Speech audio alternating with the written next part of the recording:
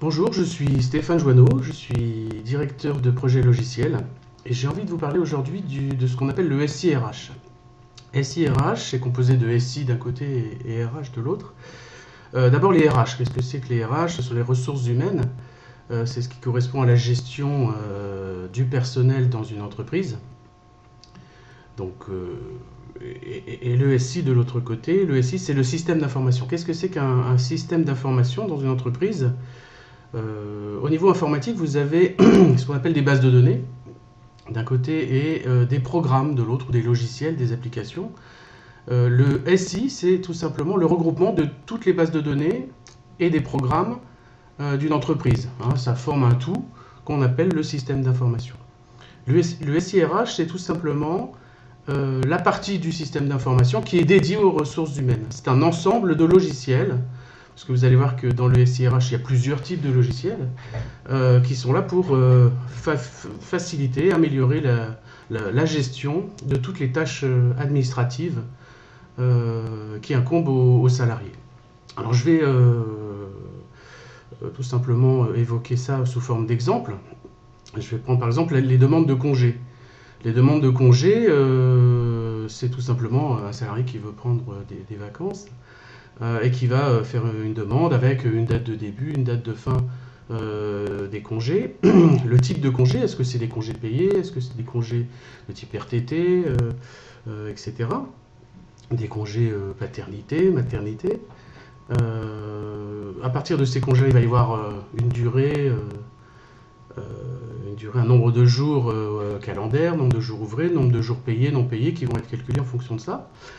Et le SIRH, et une application de type gestion de congé, gestion de demande de congé dans un SIRH permettra facilement à un salarié, à un employé de faire ses demandes de congé et de suivre l'avancement de sa demande, si elle est acceptée, etc. Autre exemple, on peut parler des comptes rendus d'activité pour des employés qui travaillent pas forcément dans l'établissement, souvent des prestataires qui peuvent être justement soit en télétravail ou en délégation chez un client. Un compte rendu d'activité hebdomadaire ou mensuel, enfin la plupart du temps hebdomadaire, c'est tout simplement la liste de toutes les tâches affectées, enfin travaillées sur tel ou tel projet pour tel ou tel client pour chaque salarié avec le détail horaire pour simplement faciliter la facturation par la suite des clients correspondants. Autre exemple, on pourrait parler des notes de frais. Donc pour les employés, les salariés qui sont susceptibles d'être en déplacement. Une note de frais, c'est tout simplement l'ensemble des justificatifs, des éléments à rembourser, avancés par le salarié en termes de dépenses. Ça peut être du transport, du péage, des billets de train, des choses comme ça, ou de l'hébergement pour les salariés qui doivent passer des nuits à l'hôtel pour telle ou telle raison. Ça peut être des remboursements forfaitaires de tarifs kilométriques. Donc tout ça, il faut le recenser. Ce sont des données à stocker dans une base de données pour les mettre dans le système d'information. On pourrait parler aussi du planning, assez utilisé dans la restauration, dans la restauration rapide, pour des employés qui ont des disponibilités très parsemées dans la semaine.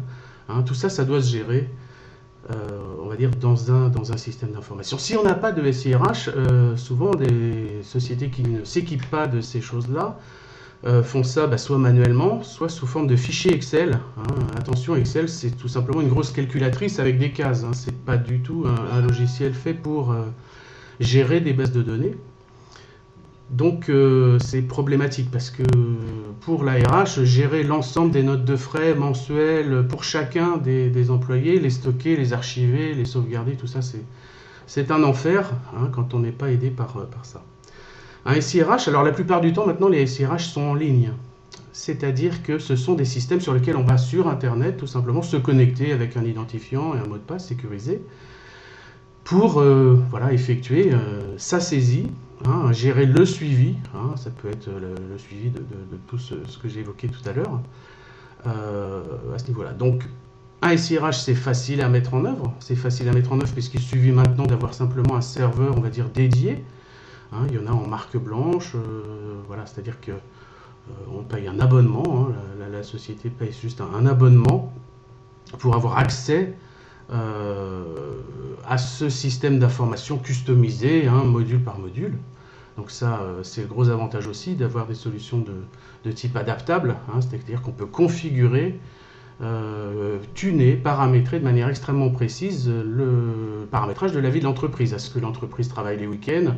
Oui, non. Si c'est non, il n'y a pas besoin d'afficher les samedis et les dimanches. Est-ce que les comptes rendus sont hebdomadaires, mensuels, des choses comme ça? Donc tout ça, ça se configure.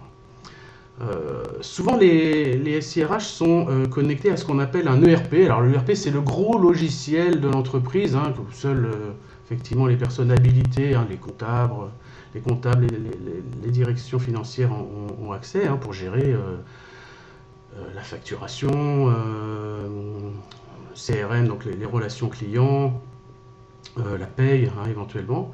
Donc c'est important que le SIRH, qui est un système ouvert entre les salariés et la direction, puisse se connecter, hein, à l'ERP. Si l'entreprise a un ERP qui est en général assez cher, c'est pas forcément nécessaire d'avoir un ERP. Donc les SIRH se communiquent en fait, hein, des données sous forme, voilà, de fichiers ou autres, avec l'ERP. Alors souvent, c'est pas forcément facile de faire comprendre à une petite entreprise qui n'a pas de SIRH, qu'il en faut un. Hein, souvent les freins c'est oui, mais c'est sur internet, ça risque d'être piraté.